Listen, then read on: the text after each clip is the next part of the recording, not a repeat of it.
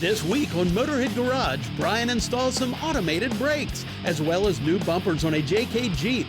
Later on, John learns a safer way to clean and reuse rusty bolts. Next on Motorhead Garage, presented by Dustless Blasting.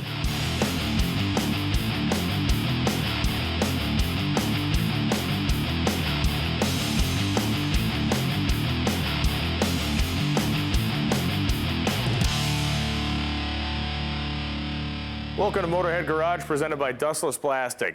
You know, the Jeep JK platform is one of the most modifiable and modified vehicles in the world. There's tons of options of what you want to do with it. For instance, the owner of this Jeep, he's got a set of 33s, he's got a suspension lift, and he also has these weenie factory bumpers on it that not only kind of look lame, but they also don't do much for you when you're on the trail. We have Justin Hickson here from All Things Fast Motorsports, and dude, you have developed some really beefy bumpers for the JK. All right, they're quarter-inch construction. 5/8 for the D-rings. They're heavy. So if you're a guy that's actually going to go out there in the trail, why is it kind of a good idea to upgrade your bumpers, other than the obvious kind of strength? Exactly for what you're seeing right there. You get dings. It's good to have something that's going to hold up. Absolutely. And now we have a front and rear here we're going to install on our Jeep. I think what's cool is, especially on your front bumper here, you've integrated a winch mount. So not only do you have the strength of the bumper, you also got a nice, good platform to mount your winch on as well. If you see on the rear, we got a hitch also. So you don't see that a lot in aftermarket bumpers. You can pull with it, put anything behind it you want or what you're capable of towing with it. Yeah, absolutely, and it'd be a great kind of recovery point as well. You get yourself hung up somewhere, you need to get pulled out from the back of the Jeep, you can go ahead and get a strap in here with a pin, you'll be in business. Exactly. What do you say, man? Want to slide these things on? Let's go. Cool. There we go. Now, along with the factory, you've provided some hardware, but we're going to reuse some of the factory hardware here, correct? Correct. The bottom bolts, you'll reuse those. Okay. All right, so cool. So what caused you, I mean, you guys are known as a kind of a fab shop, coming into the industry now, making some parts. Why was this kind of the first piece you guys brought out to the market? For one, I own a TJ. Okay, so you bashed your front bumpers off already? Right, so cool. It was out of necessity, I believe. All right, if you want to grab your piece there, we'll slide it right on. A little bit heavier. Yeah, it's great though, man. This is exactly what you need. If you're going to put a winch on something, you don't want that thing to deflect or move at all. Catch my edge right here. All right, man, yeah, give it a whack, maybe one more here. Okay, cool. Yeah. So yeah, this is easy, man. We're going to run these couple of 3 bolts into either side. We're going to reuse that factory bolt on the bottom. I think what's cool is you incorporated this kind of C-notch in the side of this thing, so you know it's seated because you have this cross tube in the chassis. That C-notch kind of catches it. Right. Brilliance in engineering, man. That's what it takes. So any ratings, like winch-wise, is there anything you recommend putting on here? Or? Really, it's just personal preference. 8,000 pound. Yeah, so. this big hardware on this thing, especially you got the big, I don't know what is the thread size on this stuff. It's got to be what, close to a ½ inch or something like that. So yeah, it's plenty strong to lift this thing up into the trees if you wanted to. Certainly makes the front of this thing look more aggressive too. That factory bumper, the thin sheet metal setup that it has on it, we already had the guy bent it up and broke the end off of one of them, and this really gives the front of the whole Jeep a more aggressive look. Tire clearance too, right? If you're gonna run a big tire, you don't have to worry about trimming the ends of that thing off. That, and you have much better approach angle, and the rear bumper has much better departure angle. So yeah, that is the one thing that guys kind of forget about, right? You go to climb something, next thing you know, you're tearing the front of the thing off. Right. All right, man. Let's get these things. Let's get these sorted out, and then we'll go to the back and install that back bumper as well. Okay. So with the front bumper installed, we came around to the back of the Jeep, used a little PB blaster to remove the factory nuts out of the frame. We're going to use actually the factory frame mount for this. What's neat about this bumper here is that the studs are already set into it. So all we have to do is, Justin, we're just going to lift it up, line it up, and bolt it down. All right. Cool. You really went heavy duty on the D-rings, man. I think you've got plans of guys really going out there and using this thing on the trail. I hope so. There we go. How are you looking over there? Good. Good. So with our new bumper laid in here, we're going to run the nuts in, and then we're going to be back with more Motorhead Garage in a few minutes. Justin, once we get this thing locked in, let's go hit the trail, man. Sounds good. Nice.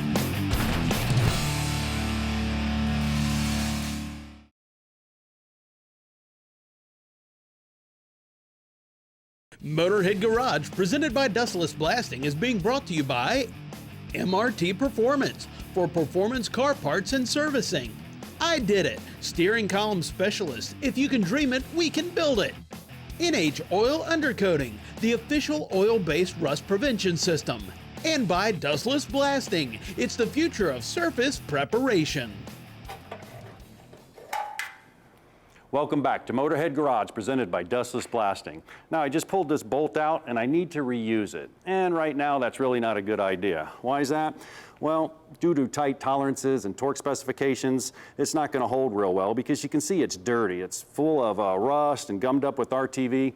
Got a couple options. I can get a brand new bolt here. Well, that could be costly, and I have to know the pitch, the gauge, the thread, the length. That takes a lot of time, and you may not even have it. I can also clean it, take it over to a wire wheel, wire brush, a drill, clean it. Takes a lot of time and could be very unsafe. Well, that stops here. Dustin from Thread Wizard, you got a revolutionary tool that does it safe and does it easy, man. Let's talk about your company, and then we'll talk about the Thread Wizard. Sure thing. Golat Taylor Tools was formed in Fairbanks, Alaska by a couple of car guys, Mark Golat and Gary Taylor. Now, Gary Taylor, being a master mechanic of over 40 years, had seen his fair share of dirty bolts and had his hassles cleaning them in the traditional way. Now, a dangerous encounter with a wire wheel grinder caused him to sit down and engineer a correct solution to the problem. Now, tell us a little bit about the Thread Wizard, the construction, and how does it work? Absolutely. It's actually quite a simple idea. Inside of an ABS plastic handle, you have a wire wheel of the highest caliber, and pieces of that wire wheel protrude into size-specific holes around the outside. All you have to do is match up the correct shaft size with the correct bolt, run the bolt through and out, and you've got a clean bolt. Okay, well, I got one right here I just pulled out. Saw earlier, man, this thing's pretty messed up. Absolutely, and now your traditional methods of this is going to be solvents, which are a pain. Right. You gotta have your soak time and you gotta dispose of them when you're done. You can fumble around with a wire brush, or you've got the dangerous wire wheel. However, come over here, run her in, run her out, and you've got a clean bolt. Let me see that. There's no way. I mean, that's amazing. I mean, that would have took at least 10 or 15 minutes at the wire wheel. This thing's spinning at a high RPM. I got to hold it. It's getting hot in the process. I mean, that's a nightmare. And I don't think a lot of people understand how critical the torque specifications are today and having a clean bolt when you put it back in an engine.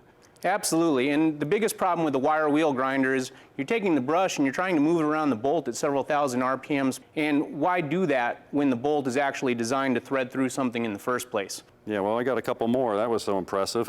If you run these things through, they're different sizes. Is that going to be a problem? Not at all. We've got both SAE and metric to fit all your bolt needs. As you see, there are 7 holes around the tool to accommodate different shaft sizes. All you've got to do is match it up with the correct shaft size, run it through, and run it back out, and you're done.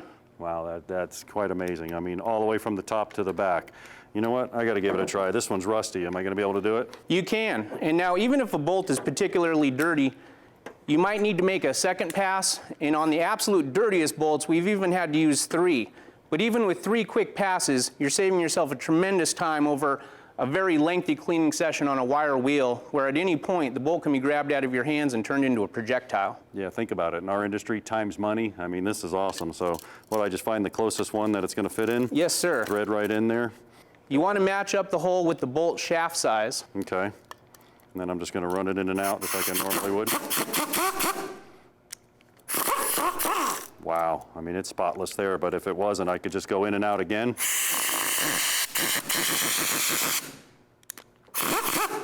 You can see the rust flying off. Wow, look at the rust flying off. I mean, it's on the tool and everything. I mean, that's incredible, Dustin.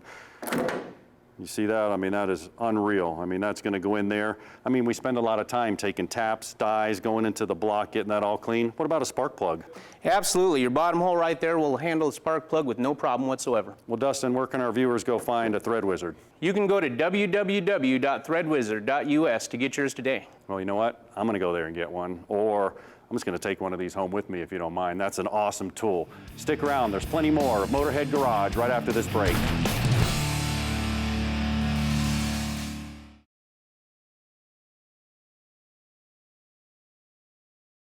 Motorhead Garage, presented by Dustless Blasting, coming to you from Borla Commerce Park. Welcome back to Motorhead Garage, presented by Dustless Blasting. You know, here at Motorhead Garage, we're lifting up trucks, we're dropping and slamming them down, we're changing the height of vehicles, and we may even drive a overdrive unit onto a transmission, which is actually changing the effective length of the drive shaft. You know, Greg, from Inland Empire Driveline, we're trying to get these things right. We're shimming them, we're doing the best we can, but really we're never getting them right. Tell us a little bit about these driveline angles and these U-joints. How does all this stuff work? Well, it works pretty simply. If you consider the transmission power is delivering round power, the minute it hits that first U-joint, it appears to become an oval. So for that joint to get around that oval, it speeds up and slows down twice per revolution. At the pinion end, you put the same angle on the opposite side of the shaft. It takes that pulsating power out of the drive shaft and runs it into the rear end as smooth. So as this thing's going into the actual transmission, the yoke effective length here is changing, but it's never really turning true? It's turning true and rotating around its center line, but because of joint angle, it's changing speed all the time. It has one revolution, but it does two speed changes during that revolution. And what's the effect on the U-joints? Well, the effect is that the drive shaft is unstable at 2 per rev. Right. So anything that you do that can affect that makes it even more unstable.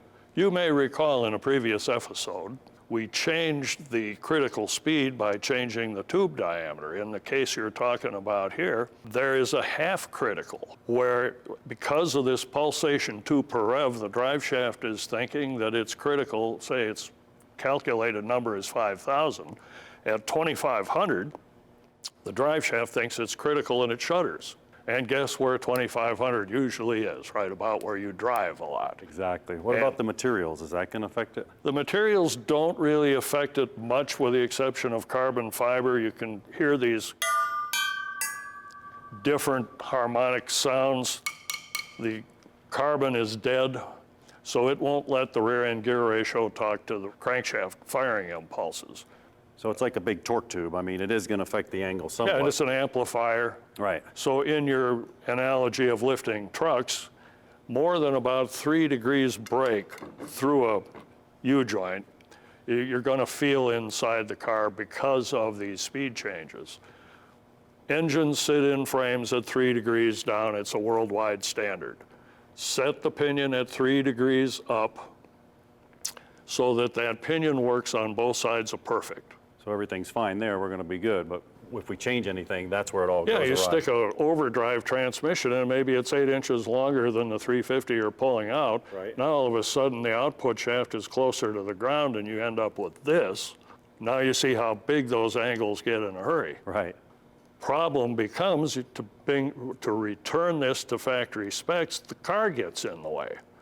Why are you telling me this, though? Why our viewers, why do they need to know this? If I call up Inland Empire and say, I want a drive shaft, I lift it up my truck, you're not going to sell me one.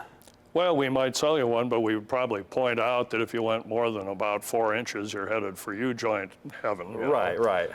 But the reason we do this explanation is that no drive shaft, no matter how perfect, will perform smoothly in a vehicle with the angles incorrectly set up. Right. And the reason that angles are such a controversial subject is that everybody's right. You know, if you're talking to a drag racer, he's going to tell you one thing, a circle burner will tell you something else, a guy doing off-road racing will tell you a third thing. But if you want to drive your car on the street and go to California, do it the way we're telling you. Well, you guys got it right. Just give them a call at Inland Empire Driveline. They'll get you set up so you won't have any worries with your drivetrain. We'll be right back with more Motorhead Garage right after this break.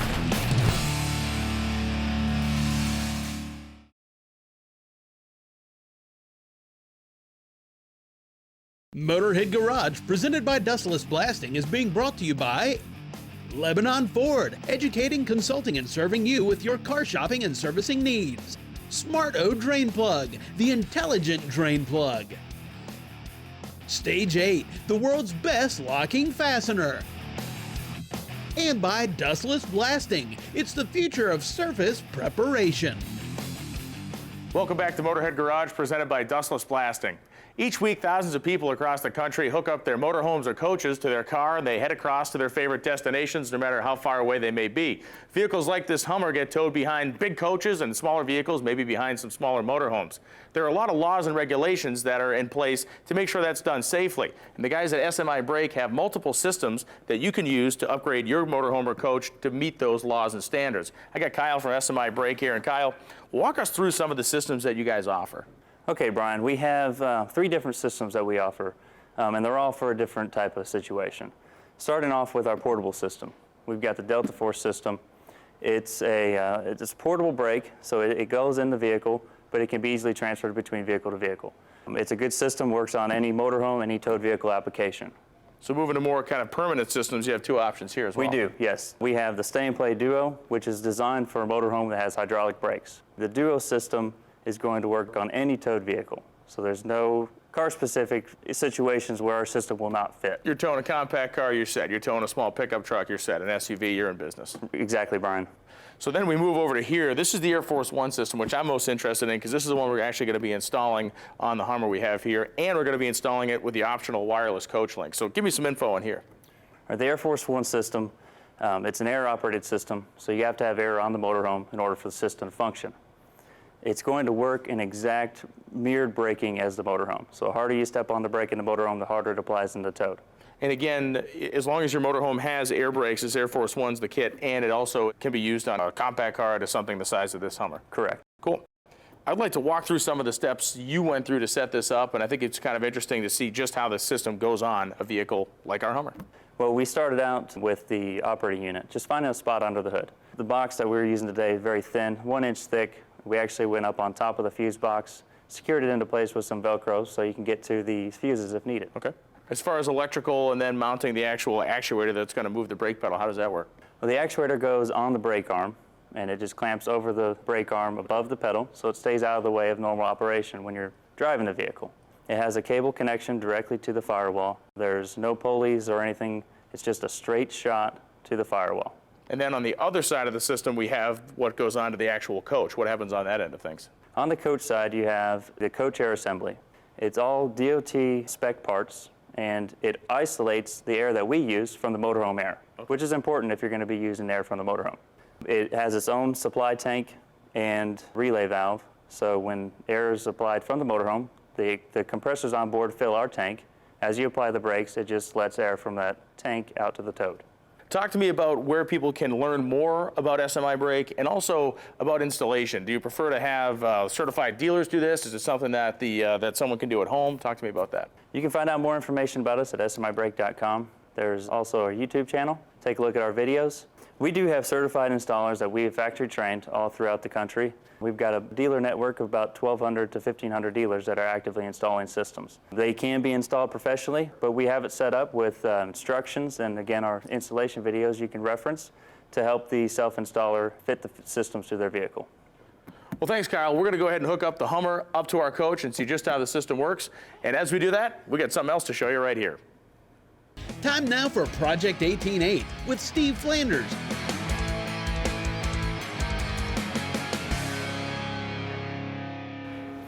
Our Project 18-8's transforming from a hay hauler to a hot rod, and our sway bars helped our cause. Now we got this huge hole right here and a gas tank right here. Steve, what's on tap for this week? Well, you know, we cleared out that ugly, stinky gas tank out of the cab, left ourselves with some open space. We may be gonna put a speaker box or something in there someday, but right now, we got this new gas tank we're gonna stick under the bed, and the first item of order is to make sure that this sending unit is set up properly, because this is a universal. Now there's a method to do that. Yeah, there is. And it's not that tricky. What you want to do is you want to get your depth on your tank initially. So we're at 12 inches from the mounting flange to the bottom. And what you're going to want to do is split the difference between your mounting surface and your tank sending unit pivot. So what we've done is set this up at 6 inches here so that when we drop it in the tank, we're going to get this float going through the whole motion. Then the next thing is we've got a long rod here on the float. So what you don't want to do is have your float way out here and it's coming like this and it's not really floating through the whole travel of the rheostat that's mounted to the bottom. Right, your fuel gauge would be wrong. Right. So the next thing you want to do is just find where your float rides the best. And the way I like to do that is kind of mock it up like this, and then slide your shaft kind of up into here until you get to a point where you're resting on your bottom here, and you can tell that the float's going to be hitting the bottom of the tank. Great. And so, obviously, we've got it sideways. Your float's actually going to sit in here like this, but you can tell it's going to be flush with the bottom of the tank, and when it rises to the top, it's going to hit that top stopper and be here. Then you're going to mark your shaft, tighten your rod, and then last thing we need to do is I'm going to walk over to the table, chop this off, put a little bend in here so it won't slide out ever. We'll drop it in the tank, and then we'll get the tank inserted into the frame. Let's do it. All right. Steve, this looks like the easy part. Why don't you tell us the steps involved? All right, well, we're going to jack this thing up into the frame to begin with. And then once we got it in here, we're going to square it with this rear cross sill, make sure the gas tank's in there square. All right. All right, now that it's in there, we're going to clamp it in place. Take one of these, sort of eyeball where that's going to go, where you want your 3 holes. And then basically, we're going to clamp that right there. And the next step is going to be to mark those holes. We're going to go ahead and drill them right through the support brace that we just clamped in there. Then we'll drop the gas tank back out, put that support brace on top, run the bolts up through. The gas tank will be in, and it's just a matter of running our peripheral bits like your fuel line. Yeah, that's a lot better than the cab. Speaking of the cab, join us next week. Project 18-8 is moving to the interior.